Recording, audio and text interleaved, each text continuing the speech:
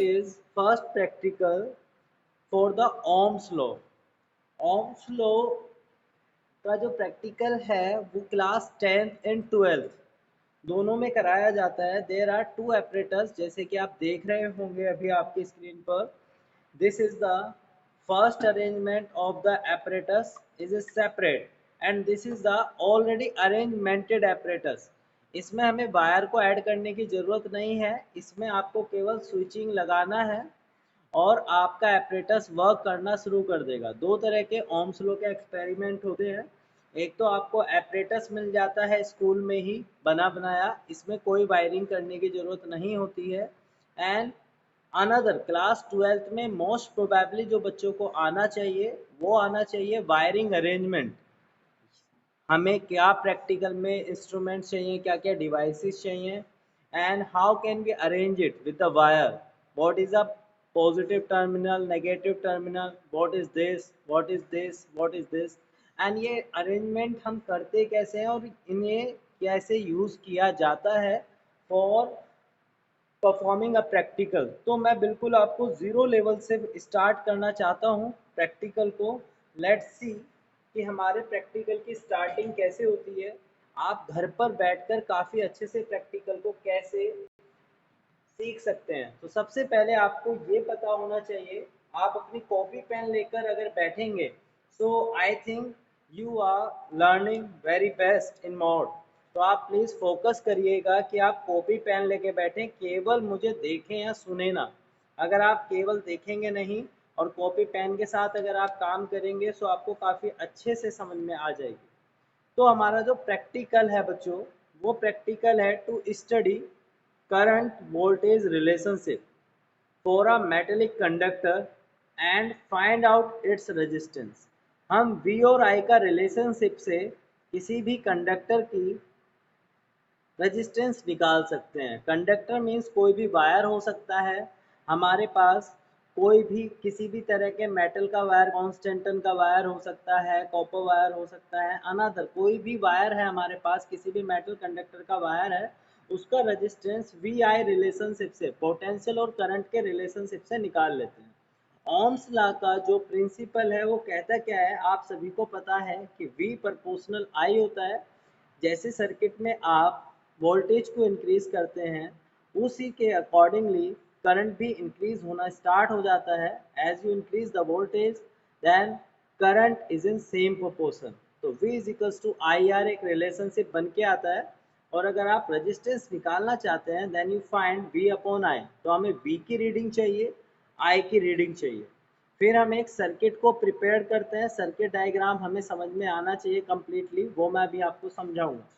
After then आपको एक observation table prepare करना पड़ता है जिसमें आपको voltmeter reading, ammeter reading and resistance V upon I find out करना होता है। Finally draw a graph for this reading. V and I के लिए आप एक ग्राफ बनाएंगे and finally you verified your Ohm's law. तो ये एक फॉर्मेट है जिस तरीके से हम अपने किसी भी प्रैक्टिकल को करते हैं। अभी मैं आपको बताना चाहता हूँ कि हमारा जो प्रैक्टिकल है उसका एम क्या है, टारगेट क्या है, what is the target of our practical. So everyone focus on the target, please focus on the target to find the resistance of a given wire of length per centimeter ohm। मतलब किसी भी given wire का resistance निकालना है पर centimetre length पर। सो कैसे निकालेंगे, सबसे पहले जो भी हमें रेजिस्टेंस निकालना है बच्चों उसका हमें वायर पता होना चाहिए, कहाँ पे वो वायर है, किस वायर का रेजिस्टेंस निकालना है। और उस वायर के रेजिस्टेंस को निकालने के लिए हमें किन किन एपरेटस की ज़रूरत होती है। Let's C, focused on the apparatus now. सबसे पहले हमें चाहिए रहता है एक एमीटर। कैसे पता चलता है कि ये एमीटर है? एमीटर जिस तरह का आपके सामने एक प्रैक्टिकल लैब में इंस्ट्रूमेंट होगा, डिवाइस होगा एंड उसकी सिंबल होगा ए। अगर वहाँ पर सिंबल ए है then it is a ammeter और इसमें निडल है जो डिफरेंट पॉइंटिंग्स को दर्शाती है। 0 से 3 एम्पियर तक का करंट इसमें फ्लो हो सकता है और ये हमारे पास एमीटर बहुत ज़रूरी डिवाइस हमें चाहिए जो हमारा करंट मेज़र करने के काम में आता है।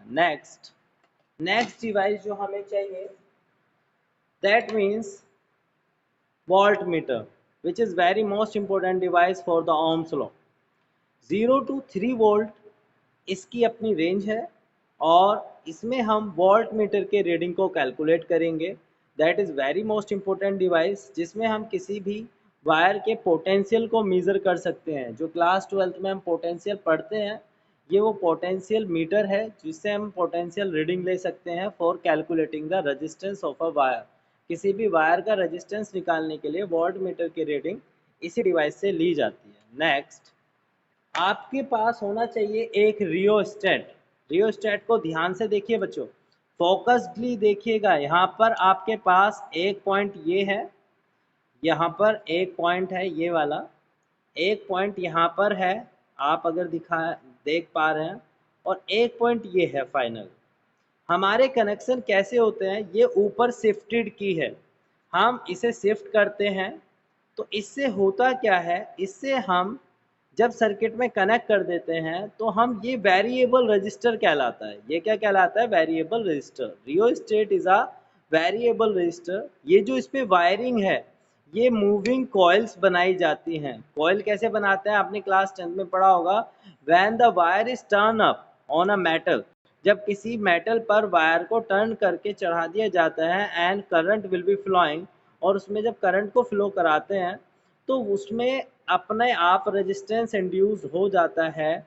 तो ये वो वेरिएबल रेजिस्टेंस है, जैसे इसे शिफ्ट करेंगे इसके ऊपर, ये डिफरेंट डिफरेंट रेजिस्टेंस प्रोड्यूस करेगा। इसमें हर एक पॉइंट पर अलग अलग रेजिस्टेंस हमें मिलने लगता है। तो इसके टर्मिनल्स आप ध्यान से देखिएगा।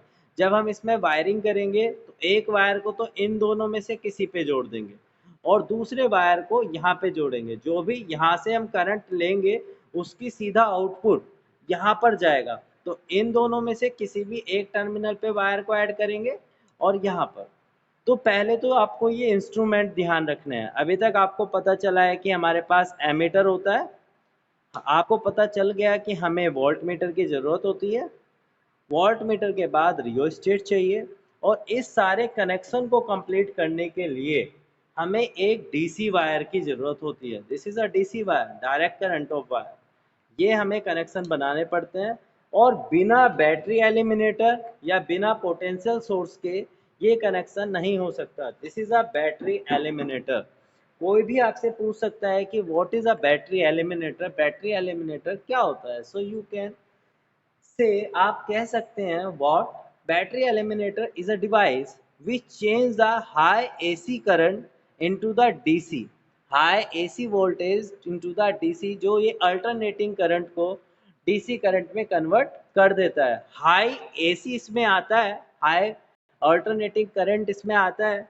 और अगर आप ध्यान से देखेंगे एक बार बैटरी एलिमिनेटर को, जैसे कि मैं आपको दिखाता हूँ, तो यहाँ पर एक सेट वोल्ट्स है। ये पूरे जो है ये सेट वोल्ट्स है। मैं आपको जूम करके दिखाने की कोशिश करता हूँ, यू कैन वॉच दिस। तो ये जो सेट वोल्ट है 2, 4, 6, 8, 10, 12, हम किसी भी वोल्ट पर ये अपना रोटेटर को सेट कर देते हैं और ये कोई भी करंट इसमें आ रहा हो, कितना भी हाई एसी करंट इसमें आ रहा हो, ये उसे डायरेक्ट डीसी करंट में कन्वर्ट कर देगा। एसी और डीसी करंट आपने क्लास 12th में स्टडी किया होगा फॉर्मली। तो battery eliminator is a device which is use convert high AC voltage or high AC current into the DC।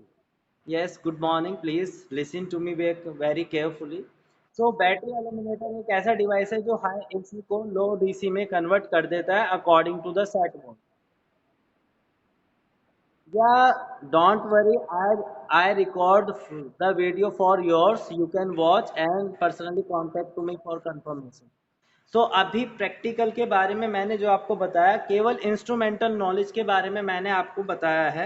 अभी प्रैक्टिकल स्टार्ट नहीं हुआ है। प्रैक्टिकल को स्टार्ट करने के लिए हमें बहुत सारी चीज़ों का पहले पता होना चाहिए। प्रैक्टिकल्स क्लास 12th में हमें जो परफॉर्म करने होते हैं उन्हें स्टार्ट करने के लिए there is many number of things जो हमें नॉलेज होनी चाहिए। लेट्स सी कि वो चीज़ें क्या क्या हैं। आपको इंस्ट्रूमेंट में कोई प्रॉब्लम है, किसी इंस्ट्रूमेंट के बारे में अगर आपको पूछना है तो प्लीज आस्क योर क्वेश्चन। बेटा किसी को कोई प्रॉब्लम है सो आप मुझसे अपना question.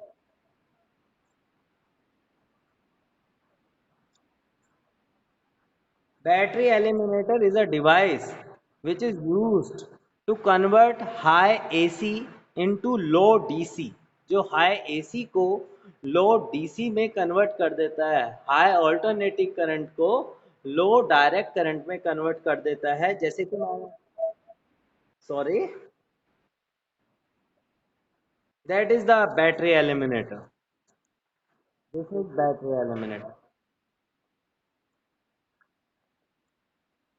that is rheostat। it is a variable resistance when we shift these key। जब हम इस की को मेटल की को इसके ऊपर मूव करते हैं देन ये अपने रेजिस्टेंस को चेंज करती रहती है।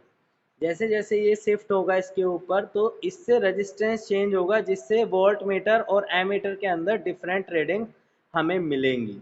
Any other question?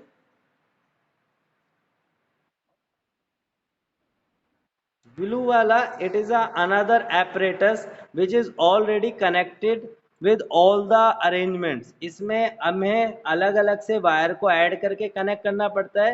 ये already has a setup for connectivity। इसमें कुछ नहीं करना पड़ता है, डायरेक्ट आप इसे बोर्ड में कनेक्ट करेंगे and you can watch the light which turn up after switching on the current। जैसे ही मैं बोर्ड में इसे लगाता हूँ और स्विच ऑन कर देता हूँ तो इसमें सेटअप स्टार्ट हो जाता है, इसमें मुझे वायरिंग करने की ज़रूरत नहीं होती है। एंड जो भी प्रैक्टिकल का प्रोसीजर है वो हम डायरेक्टली स्टार्ट कर सकते हैं।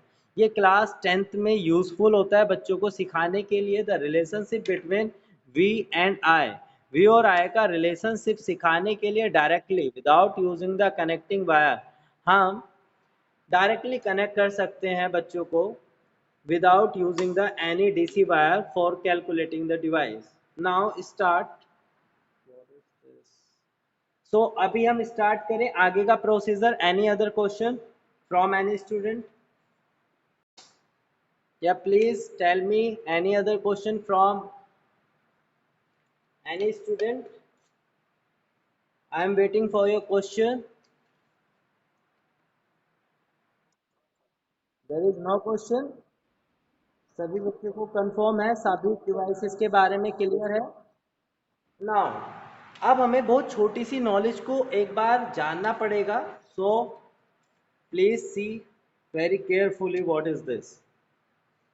अभी आपके सामने जो हम सभी को स्क्रीन दिखाई दे रहा है बच्चों प्रॉपर?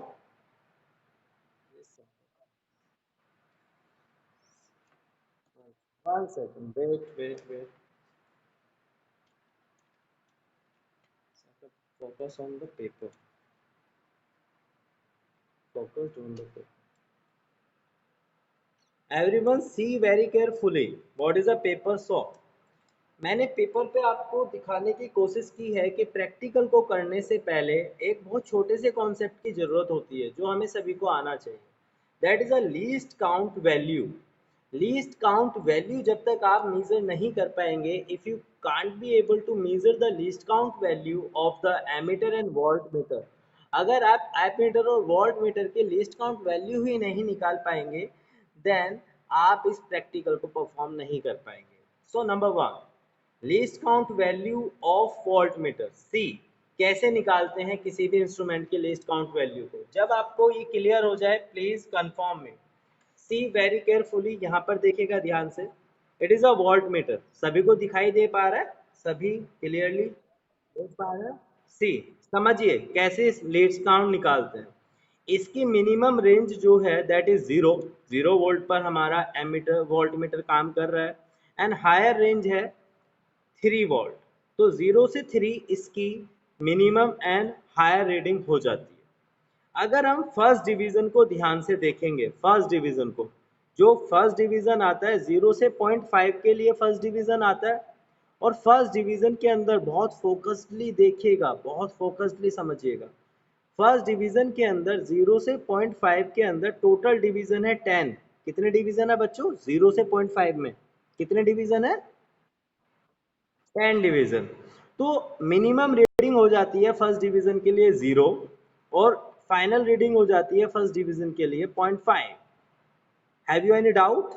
किसी को एनी कोई प्रॉब्लम है? किसी का कोई क्वेश्चन? नो। हाँ हाँ, 0 और 10th नंबर पे 0.5, यानी कि फर्स्ट डिवीजन हमें ये बताता है कि मिनिमम रीडिंग 0 पर है और फाइनल रीडिंग 0.5 पर है, जिसके बीच में 0 माइनस नहीं। जब भी चेंज निकालते हैं तो see on the paper, see on the paper, focused on the paper please. जब हम लीस्ट काउंट वैल्यू निकालेंगे of volt meter, least count value of volt meter, तो मैंने आपको बताया था फाइनल रीडिंग क्या थी 0.5, इनिशियल रीडिंग क्या थी 0। तो फाइनल माइनस इनिशियल और divided by number of division, final reading minus initial reading divided by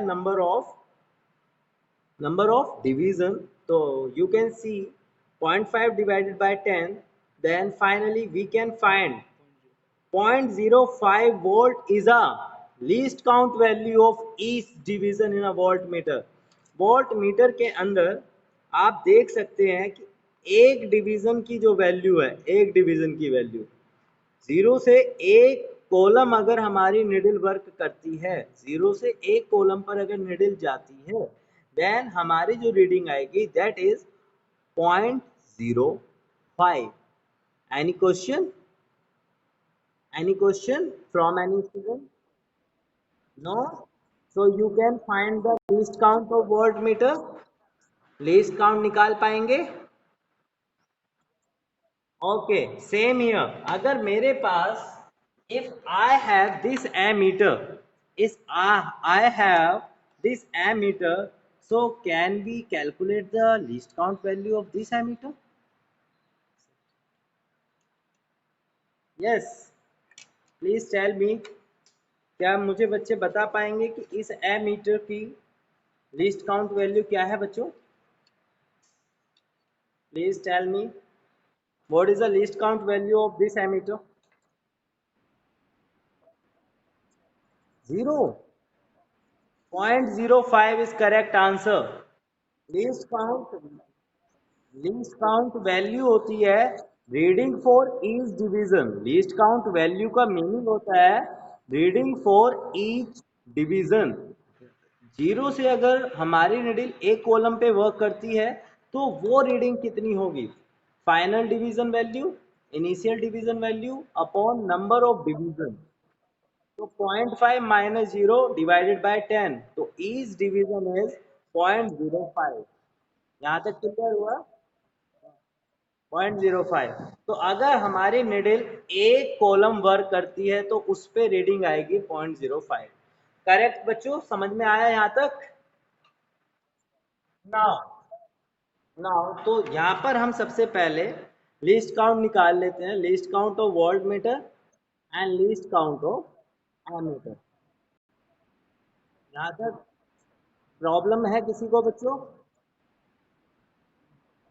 no sir. Now focus on this. अब हमारा प्रैक्टिकल स्टार्ट हो जाता है। Now the practical will start. अब हमारा प्रैक्टिकल स्टार्ट हो जाएगा। To find the resistance of a given wire of length per centimetre, apparatus we used voltmeter, ammeter, battery eliminator, rheostat and DC wire connecting wire। Circuit diagram अभी मैं आपको समझाता हूँ, फिर हम यहाँ पर ड्रॉ करेंगे। सर्किट डायग्राम की वायरिंग कैसे की जाती है, let's see. After then we draw a table, reading of volt meter, reading of ammeter, R V upon I and mean resistance, and finally we draw the graph, and finally we calculate the resistance of any wire.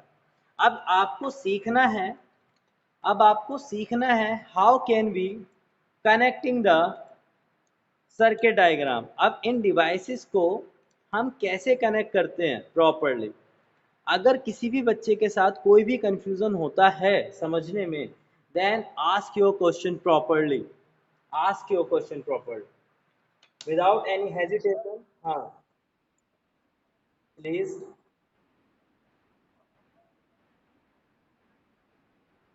AC wire, वो actually में AC wire क्या होता है, जिसमें alternating current flow होता है, और DC wire उसे कहते हैं जिसमें डायरेक्ट करंट फ्लो होता है। वायर वायर कभी एसी और डीसी नहीं होते, वायर तो वायर होते हैं, बस उनमें जो करंट फ्लो हो रहा है। हाँ, तो हमारी जो बैटरी एलिमिनेटर है वो एक ऐसा डिवाइस है जो डायरेक्ट करंट को फ्लो करता है। So that's why I call this DC wire. अगर इसमें एसी करंट फ्लो होता then I call this alternating wire. जैसे आपके घर में ऑल्टरनेटिंग का मतलब क्या होता है, क्लास 10th में हम पढ़ते हैं कि alternating current is a current in which the direction of the current और frequency of the current change every 1/100th second in India। Frequency of the AC current is 50 hertz है, means हर 1 second के 100वें हिस्से में current की direction बदल जाती है इंडिया में। Means when the direction of the current continuously change, then this current is known as the AC current alternating. But when the direction of the current is always same in a circuit, then this is called the DC current, means direct current. There is no change in the direction of current. Any question? कोई problem बच्चों? हमारे घर में जो current आता है वो AC current होता है, जिसमें डायरेक्शन बदलती रहती है।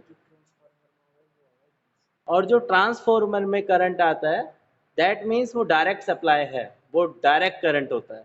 जो आप ट्रांसफॉर्मर में डायरेक्ट पावर स्टेशन से सब स्टेशन पे करंट लाते हो that is DC, and sub station से होम सप्लाई में जो करंट डिलीवर्ड होता है दैट इज एसी। हमारे घर में जो करंट आता है वो एसी करंट है, वो डायरेक्शन ऑलवेज चेंज रहती है उसमें। एंड जो डायरेक्ट पावर स्टेशन से ट्रांसफॉर्मर पर करंट आता है that is DC. Any other question बच्चों? No sir. लेट सी, अब हम ध्यान से देखते हैं सभी चीज, और बहुत ध्यान से सीखना है। ये चीज अगर जो बच्चे सीख जाएंगे दैट्स मीन्स उन्हें प्रैक्टिकल करना आ जाएगा। मैं पहले ही बता रहा हूँ जिन बच्चों को जो मैं अभी समझाने जा रहा हूँ वायरिंग। हमारे घर पे जो लाइट आती है that is the pole, pole system से हमारे घर पे लाइट आती है। और pole north pole south pole नहीं, वो तो मैग्नेट पे पहुंच गए बेटा। जो खंबे लगे होते हैं ना सड़कों पे, वहां से लाइट आती है, और वहां से जो करंट हमारे घर में आता है दैट इज एसी करंट होता है वो। क्योंकि वहाँ ट्रांसफॉर्मर पे से वो जब करंट, देखो जब ट्रांसफॉर्मर पे करंट जाता है, वैसे ये एक अदर टॉपिक है, हम प्रैक्टिकल पे फोकस करें, इसकी क्लास हम बाद में लेंगे क्योंकि मेरे पास टाइम थोड़ा सा कम है। मैं चलो मैं आपको क्वेश्चन का आंसर देता हूँ। There is no problem. क्या होता है जब पावर स्टेशन से ट्रांसफॉर्मर पे करंट आता है ना बच्चों, वो एक सीधी डायरेक्शन में करंट आता है, वहां पे कोई करंट बटता नहीं है। बट ट्रांसफॉर्मर से आपने देखा होगा कितने सारे कनेक्शन जुड़े होते हैं ना, डिफरेंट डिफरेंट एरियाज के कनेक्शन एक ही ट्रांसफॉर्मर पे हो जाते हैं, तो करंट की डायरेक्शन बटनी स्टार्ट हो जाती है। एक पोल पर जब हम देखते हैं तो हमारी गली के कितने सारे वायर्स वहाँ कनेक्टेड हैं, और वहाँ पे जो पोल पे करंट आ रहा है फ्रॉम द ट्रांसफॉर्मर वो भी डिविजिबल है, डिवाइडेड है और इन मैनी डायरेक्शंस। तो जब करंट डिवाइड होने लगे, डायरेक्शंस को चेंज करने लगे, दैट मीन वो एक एसी करंट की कंडीशन को फॉलो करता है। Any question? प्रैक्टिकल पे फोकस करते हैं। सी, कनेक्शन को सीखते हैं जब हम प्रैक्टिकल करते हैं तो firstly we watch the connection also. Connection क्या कहता है देखते हैं बच्चों, यहाँ ध्यान से देखिएगा। How can be arrange the connection? This is the regulated battery eliminator. क्या सभी बच्चों को दिखाई दे रहा है? बैटरी एलिमिनेटर है सामने आपके। बैटरी एलिमिनेटर में दो टर्मिनल्स होते हैं, एक रेड एंड एक ब्लैक। रेड टर्मिनल पॉजिटिव को शो करता है, ब्लैक टर्मिनल नेगेटिव टर्मिनल को शो करता है। Black means negative, red means positive. अब हम यहाँ से क्या करते हैं बेटा, कनेक्शन करने के लिए जनरली बहुत सीधा सा कनेक्शन मैं आपको समझाता हूँ। Positive terminal of the battery eliminator को सीधा positive terminal of the ammeter से कनेक्ट कर दीजिए, और वोल्ट मीटर से भी कनेक्ट कर सकते हैं। बट ध्यान रखना, पॉजिटिव टर्मिनल को आप पॉजिटिव टर्मिनल ऑफ एमीटर या वोल्ट मीटर से कनेक्ट करेंगे। पहले अगर कोई बच्चा वोल्ट मीटर को कनेक्ट कर रहा है, वोल्ट मीटर को करिए। जनरली वोल्ट मीटर मैं आपको कनेक्शन को चेंज करके दिखाता हूँ यहाँ पर, जिससे कि आपको लगे कि हाँ हमने कुछ सीखा है। ये वोल्ट मीटर का पॉजिटिव टर्मिनल है और मैं यहाँ पर वोल्ट मीटर के पॉजिटिव टर्मिनल को जनरली बैटरी एलिमिनेटर के पॉजिटिव टर्मिनल को वोल्ट मीटर के पॉजिटिव टर्मिनल से ऐड कर देता हूँ। यहाँ तक किसी को प्रॉब्लम है? जल्दी बताइए। मैंने क्या किया है अभी आपके सामने, बैटरी एलिमिनेटर को, हाँ, ऐड कर दिया, बिल्कुल करेक्ट। अब जो वोल्ट मीटर का नेगेटिव है, वोल्ट मीटर का जो नेगेटिव वायर है, सी, वोल्ट मीटर का जो नेगेटिव वायर है उसे हम एमीटर के पॉजिटिव वायर से कनेक्ट कर देंगे। सभी को एमीटर दिखाई दे रहा है? या please give me a response. तो मैंने अभी क्या किया, ध्यान से देखिएगा आप। मैंने अभी तक दो कनेक्शन किए हैं, बैटरी एलिमिनेटर का पॉजिटिव वोल्ट मीटर के पॉजिटिव से, वोल्ट मीटर का नेगेटिव एमीटर के पॉजिटिव से, नेगेटिव पॉजिटिव। ओके, ओके बच्चों, कोई problem? No sir, very good.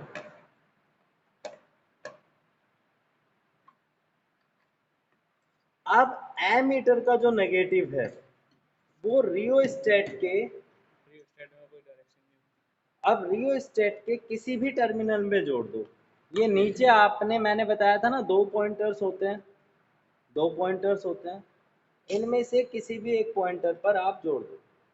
क्योंकि इसमें क्या होता है, ये हमारा इनपुट है, यहाँ से हम करंट को इनपुट करा रहे हैं, या तो यहाँ पे जोड़ दो या यहाँ पर ऐड कर दो। बता दो सर, इसमें कोई डायरेक्शन नहीं होती, क्योंकि रियोस्टेट जो हमारा डिवाइस है ना वो वेरिएबल रजिस्टर है। जब इसे हम शिफ्ट करते हैं मूविंग कॉइल्स पर, सो ये विदाउट डायरेक्शन भी वर्क कर सकता है। इसमें कोई ऐसा फिक्स नहीं है कि इसमें पॉजिटिव ही होगा या नेगेटिव ही होगा।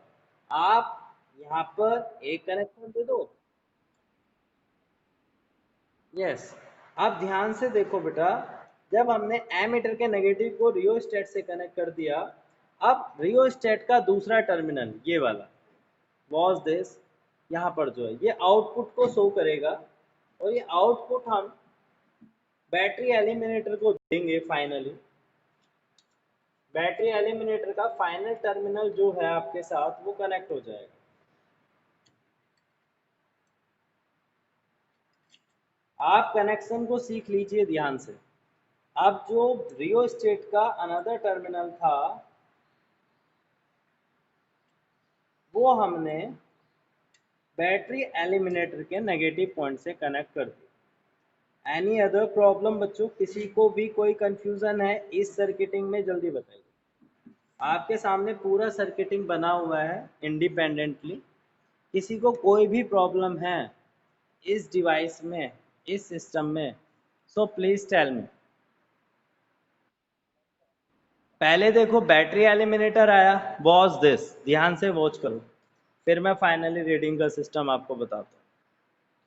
पहले बैटरी एलिमिनेटर का आया पॉजिटिव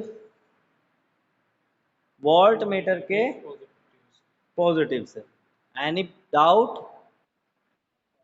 फिर वोल्ट मीटर का नेगेटिव एमीटर पॉजिटिव से, एमीटर नेगेटिव रियोस्टेट के एनी कनेक्शन के साथ किसी भी पॉइंट पर, यहाँ पर या यहाँ पर, कोई प्रॉब्लम नहीं। Then it is output of rheostat. Rheostat का आउटपुट जब हम दे देते हैं यहाँ से, सो फाइनली ये बैटरी एलिमिनेटर के नेगेटिव टर्मिनल पर पहुंच जाता है। यहाँ तक किसी को कनेक्शन में कोई प्रॉब्लम है तो बताइए, जल्दी बताइए बच्चों।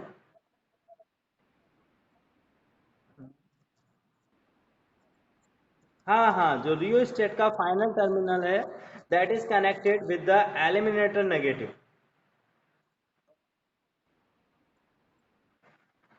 एलिमिनेटर का नेगेटिव रियोस्टेट का पॉइंट। बेटा बैटरी एलिमिनेटर का जो नेगेटिव है, एक ही तो कनेक्शन बचता है। जब हम रियोस्टेट के बाद जाते हैं, बैटरी एलिमिनेटर का एक ही कनेक्शन बचता है, that connection will be negative ना, because positive already connected with the volt meter. जब पॉजिटिव वोल्ट मीटर, यस, तो negative also left, circuit will be complete. Any other question? कोई अदर क्वेश्चन है? कोई दूसरा क्वेश्चन मन में आ रहा है अभी कनेक्शन के लिए?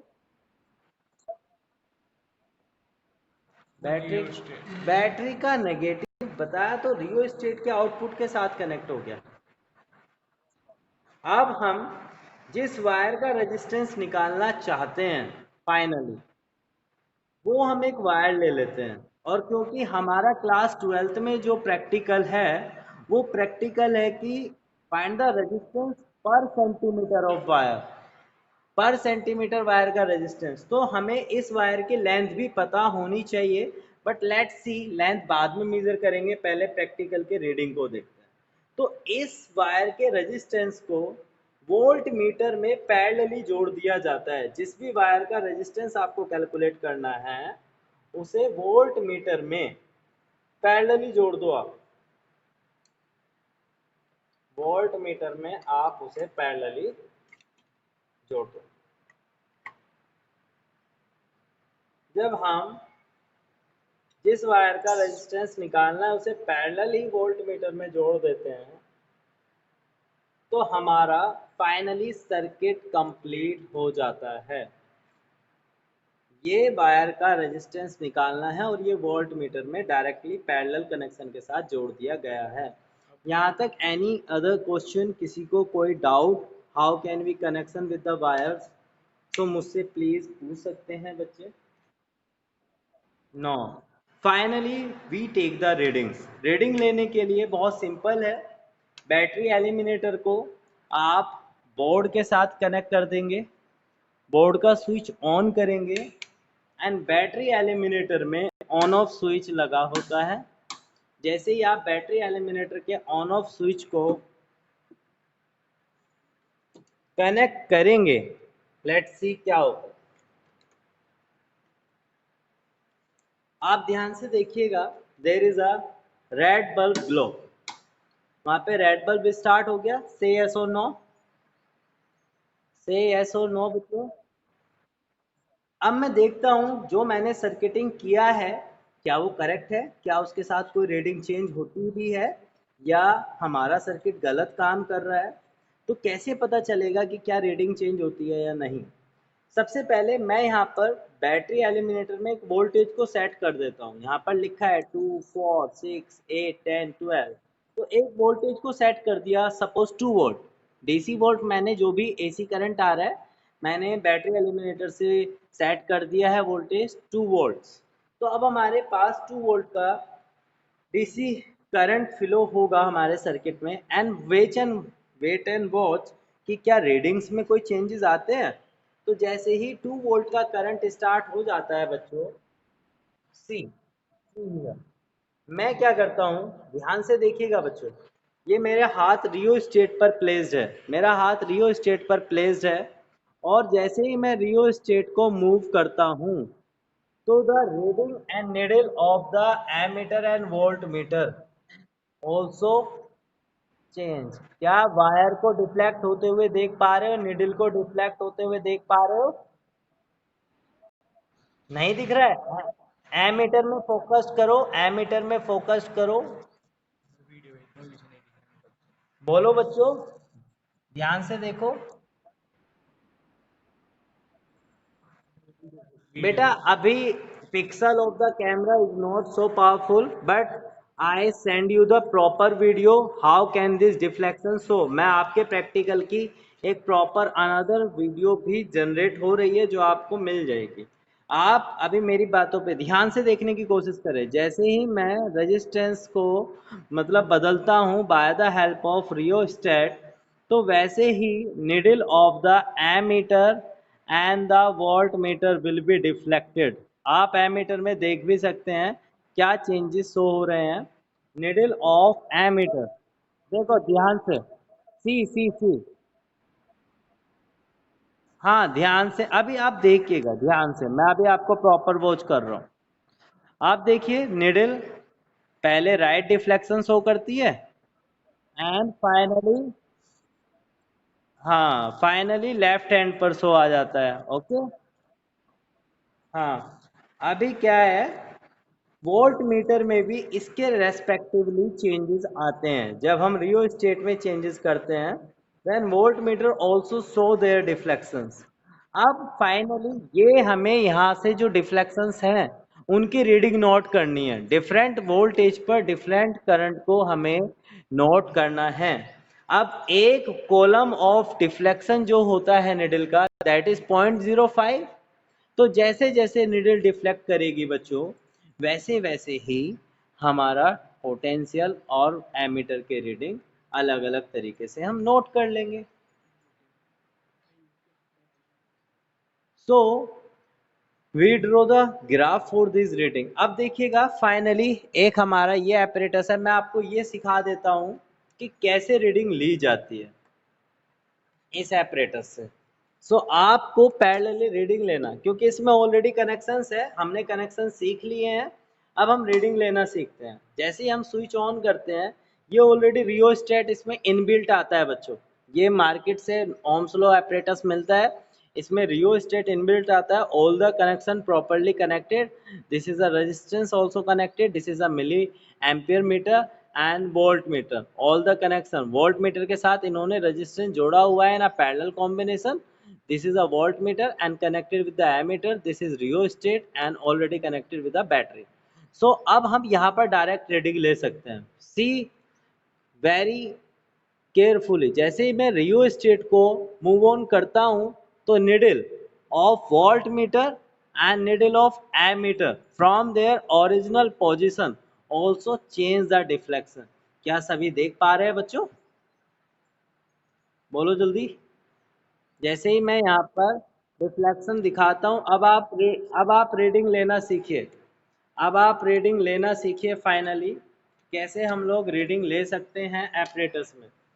आपको यहाँ पर देखने को मिलेगा बच्चों, जैसे ही मैं रियो स्टेट को चेंज करता हूँ तो यू कैन वॉच कि वोल्ट मीटर अपनी निडल को चेंज करता है या नहीं करता है? हाँ, और जैसे ही मैं यहाँ पर एमीटर में देखता हूँ अपने सिस्टम को, सो सी एमीटर में देखिए जैसे जैसे हम डिफ्लेक्शन दिखाते हैं एमीटर में भी निडल डिफ्लेक्ट होती है ना बच्चों?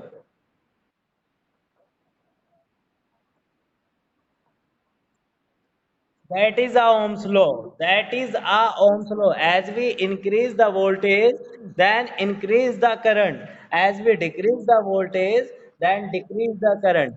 This is a Ohm's law. अब हम रीडिंग कैसे लेते हैं? अब हम रीडिंग कैसे लेते हैं उसे ऑब्जर्व करते हैं। आप मेरी बातों पे थोड़ा फोकस करना एंड सी। यहाँ पर जब मैं ये दिखा देता हूँ तो मैं चाहता हूँ कि मैं देखो ये 0 से 1 है। क्या कोई बच्चा इस वोल्ट वोल्ट की मुझे लिस्ट काउंट बता सकता है वोल्ट मीटर का?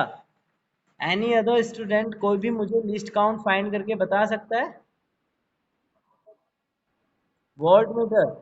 देखिए आप देखिए 0 से 1 डिवीजन है। क्या कोई लिस्ट काउंट फाइंड करके बता सकता है what is our least count of this volt meter? 0.1। और यहाँ पर जरा मुझे कोई बता सकता है मिली एम्पियर में? मिली एम्पियर की जो रीडिंग है वो 0 to 100 है।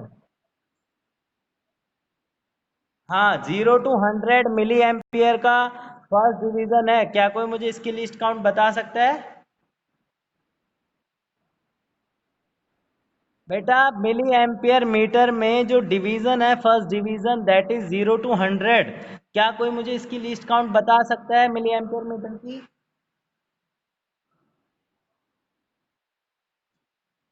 आई am waiting for your answer, मैं इंतजार कर रहा हूँ बच्चों। मिली एम्पियर मीटर की जो लिस्ट काउंट आएगी वो आई है 10। बिल्कुल करेक्ट, यानी कि आप सब अच्छे से सीख रहे हैं। फाइनली मैं रीडिंग आपको बताता हूँ।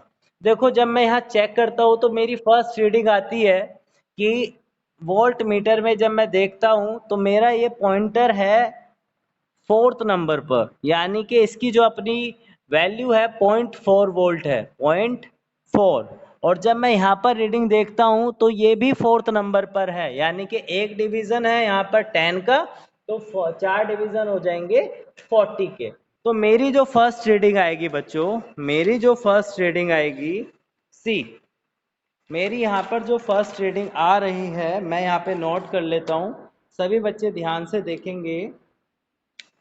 वोल्ट मीटर की रीडिंग, क्या कह रहे हो बच्चों? अभी सही आ रही है आपको मेरी साउंड? या listen to me very carefully. Volt meter की जो रीडिंग है वो पहली रीडिंग आई है 4th पॉइंट पर। अभी वोल्ट मीटर मैंने आपको दिखाया था वो 0 से 1 डिवीजन में जा रहा था, तो वोल्ट मीटर की जो लीस्ट काउंट थी, least count of volt meter आया था 1 माइनस 0/10 इज इक्वल टू 0.1। तो यहाँ पर वोल्ट मीटर 4th नंबर पर है, तो इसकी रीडिंग कितनी हो गई? 0.4। Ammeter, least count of ammeter क्या था? लीस्ट काउंट 0 से 100 जा रहा था, 100 minus 0, total number of division 10, तो लीस्ट काउंट आया था एमीटर का 10 मिली एम्पियर। अब एमीटर पे भी जो अभी रीडिंग आ रही है वो 4th कॉलम पे आ रही है। एक बार रीडिंग को देखते हैं सभी बच्चे ध्यान से, ये देखिएगा reading, volt meter 4th needle पे है और एमीटर का कॉलम भी 4th निडल पे है, जैसा मैं यहाँ पे देख पा रहा हूँ। तो अगर ये 4th निडल पर है तो वो वर्ड, हेलो क्या सुनाई आ पा रहा है? मेरी आवाज आ रही है सभी को? अभी क्लियर आएगी, थोड़ा सा फोकस करिए, कनेक्टिविटी प्रॉब्लम होता है, आ जाएगी बच्चों। तो एमीटर की रीडिंग अगर 4th कॉलम पर है, एमीटर की लिस्ट काउंट है 10 मिली एम्पियर, तो यहाँ पे 4th कॉलम की वजह से 40 मिली एम्पियर हो जाएगा। अब देखते हैं यहाँ पर, ध्यान से देखिए, जैसे ही मैं दूसरी रीडिंग लेने के लिए जाता हूँ, सो ध्यान से देखिएगा बच्चों, जैसे ही मैं दूसरी रीडिंग लेने जाता हूँ तो थोड़ा सा शिफ्ट करता हूँ अपने, तो ये मेरा आ जाता है 1 पर, शिफ्ट होके कहाँ पे आ जाता है? 1 पर आ जाता है। अभी सभी बच्चे देख पा रहे हैं ध्यान से? हाँ, इसी तरह मिली एम्पियर मीटर कहाँ पर आ जाता है? वॉच, ये आ जाता है 100 पर। तो यहाँ पे सेकंड रीडिंग को वॉच करिए।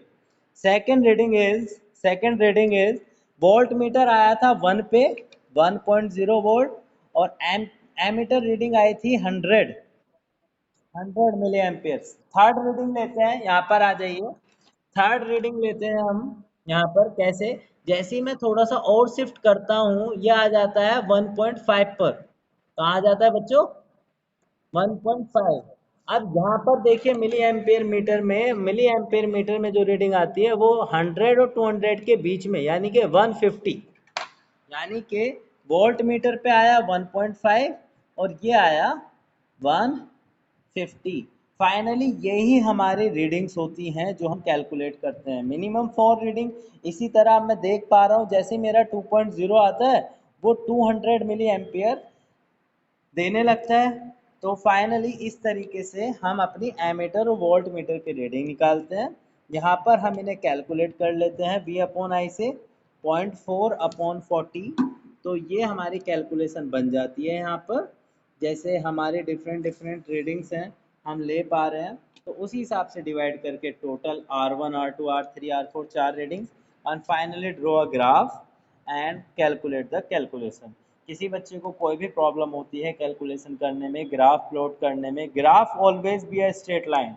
अगर बी और आई का ग्राफ स्ट्रेट लाइन आता है, then B and I proportional, B proportional I, तभी ओम्स लॉ फॉलो होता है। And how can you calculate the resistance? This is a current, this is a current reading, क्योंकि यहाँ पर Y axis पे current को दिखाया। This is a V, V X axis पे वी है, वी और आई को डिवाइड करोगे, you can calculate the resistance of any wire. And thank you very much बच्चों, this is your final list of the readings।